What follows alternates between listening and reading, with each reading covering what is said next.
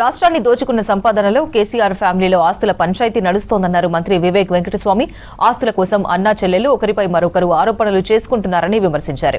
గత బీఆర్ఎస్ ప్రభుత్వం కొత్త బొగ్గు గనులు రాకుండా చేసిందన్నారు. రాష్ట్రాన్ని దోచుకుని ఆర్థిక విధ్వంసానికి గురిచేశారని తెలిపారు. 1,00,000 కోట్ల నిధులతో కాళేశ్వరం ప్రాజెక్టు నిర్మించి కమిషన్లు తీసుకున్నారని ఆరోపించారు. చెన్నూరు అన్ని రంగాల్లో అభివృద్ధి చెందాలంటే మున్సిపల్ ఎన్నికల్లో కాంగ్రెస్ అభ్యర్థులను గెలిపించుకోవాలని కోరారు మంత్రి. చెన్నూరు మున్సిపాలిటీలో నిర్వహించిన ఎన్నికల ప్రచారంలో పాల్గొన్నారు మంత్రి వివేక్ వెంకటస్వామి. కరీంనగర్ హైదరాబాద్ అవసరం లేదు. దాంతో పాటు ఒక ఇంటిగ్రేటెడ్ స్కూల్ మన సోమరపల్లిలో కేజీ టు పీజీ వరకు ఈ 250 crores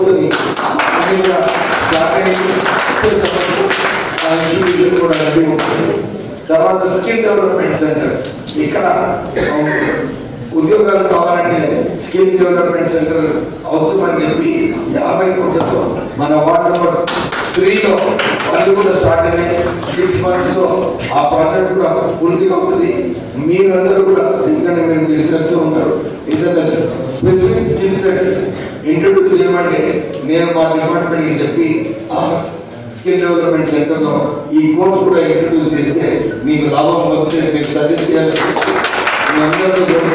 మళ్ళీ ఒకసారి అభివృద్ధి చూడండి.